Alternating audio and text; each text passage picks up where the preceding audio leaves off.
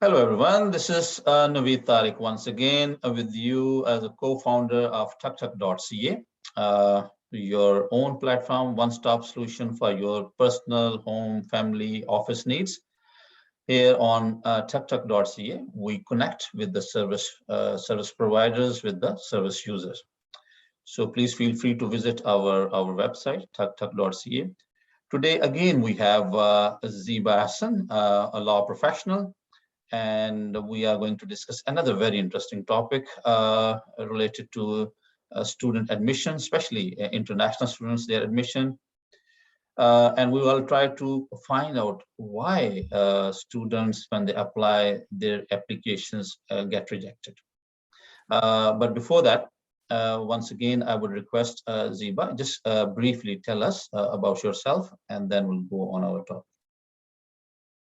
Thank you, Naveed, for having me over again. It's a pleasure to impart some information that I can help the international students who are seeking to come here for their further studies. My name is Zeeba Ahsan. I'm a lawyer in Canada. I mainly practice in immigration. Also, I do some family and civil litigation matters. I'm also teaching at Humber College in a law program as well. Thank you so much, Zeeba. So let's start with the simple, broad questions. Zeeba, share with us why when people, students, when they apply, and many of them, they keep telling us that their applications got rejected. What are some of the main reasons why their student application get rejected? So please share some experience. Sure. What I see mostly when the students bring us the application or we are processing the application, we see they are getting rejected. I'm going to just give you the few pointers and then you can go elaborate on each of those points. One is misrepresentation. The students are lacking in not giving the right date of birth. They are not giving us the right information. That could be the reason. But when we see, not only that we process the application for students, sometimes the students bring us the application when they are being rejected. And then they don't know what is the reason for the rejection. Either they will not process the application themselves, or they've been guided by somebody who has not properly, guided them how to properly put the package together for student visa. So that is the reason why their application has been rejected. Usually I see. So misrepresentation is something about the financial they're giving, about the degree they have, or about the degree that where they have received from is not a credible university. So those are the things that can be, verifiable and that can be checked. And if they are not being properly given, that is one of the reasons for misrepresentation. One of the things that I would elaborate here is when they have a reason for some students, they come in and there's a gap from what they've studied like 5 years ago. So the main gap is a long gap for 5 years. And in where they mostly we see the misrepresentation. They come in and they give what we're doing that time, maybe they were working or something, and they did not substantiate with the proper evidence to prove to, attach with the reasons for their gap in their education. And that could be misrepresentation as well. So they say there is a gap, but why? They don't elaborate on that. But does it matter if somebody, let's say 5 years back, that the person graduated from, let's say, some diploma or undergrad, whatever. So then he started working. So if, let's say, for the last 5 years, he or she's working, so does it affect the admission process? But if, let's say, he has that, let's say, experience letter or employment letter, so that will substantiate, but still, do you think as compared to a fresh candidate, a person who is having some experience, will it make any difference? For the person who's been has working, a fresh candidate is a different, but if you're looking at to study, that they want to see why a person, come back to, further their studies after a gap.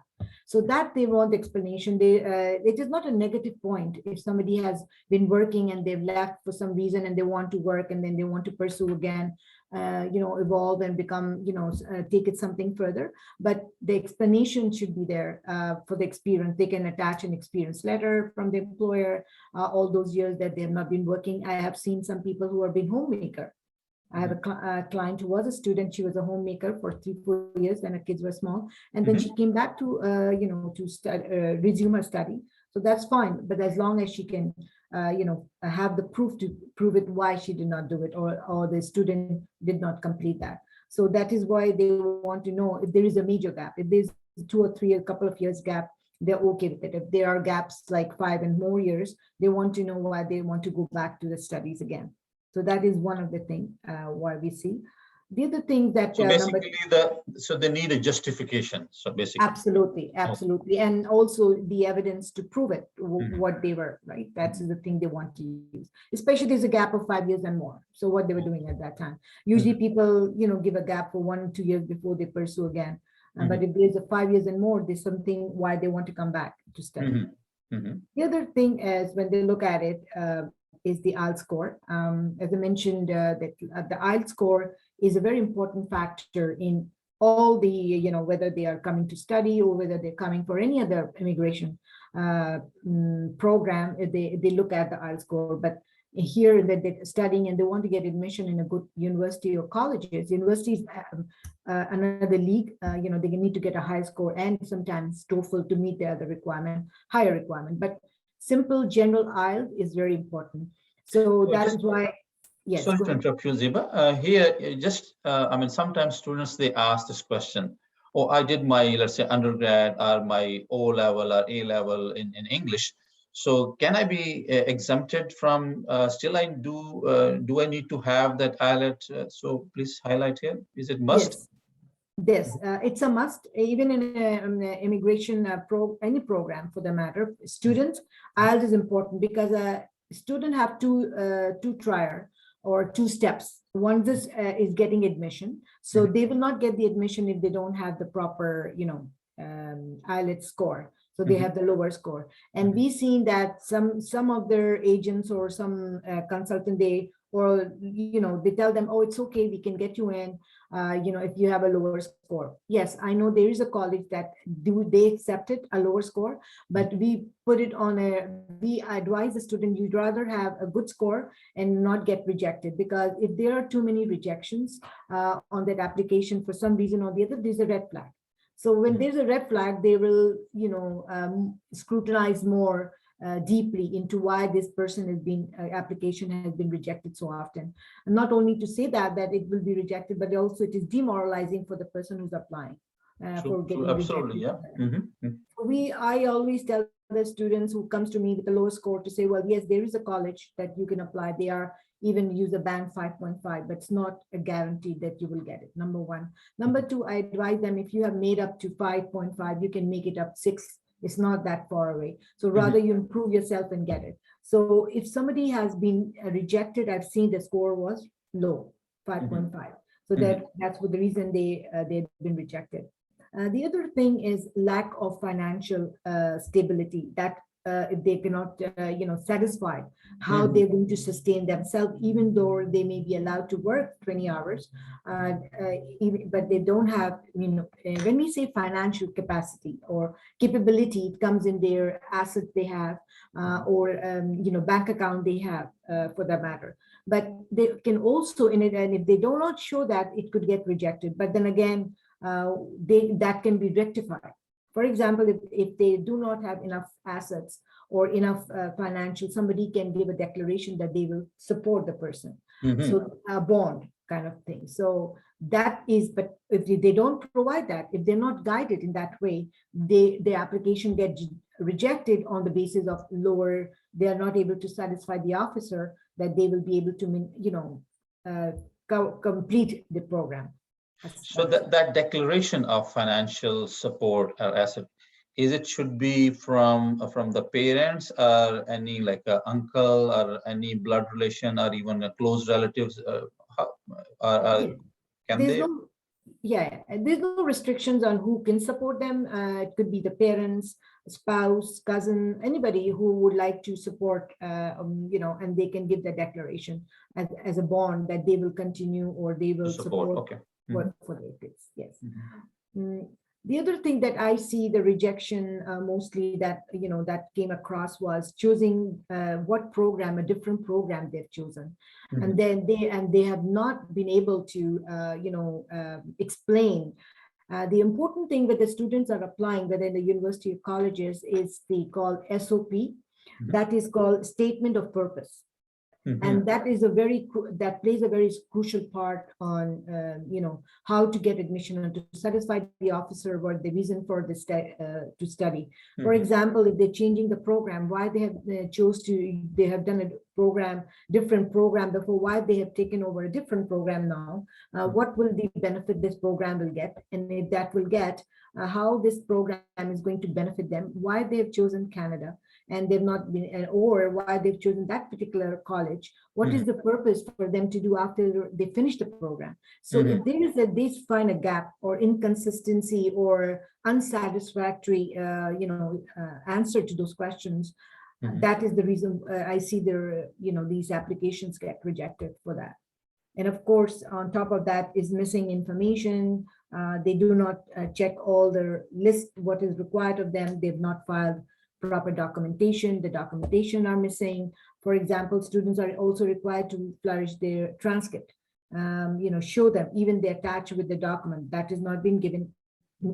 The colleges, they have to send it directly, but a copy of them they attach to it what they have sent it to the college. So yes.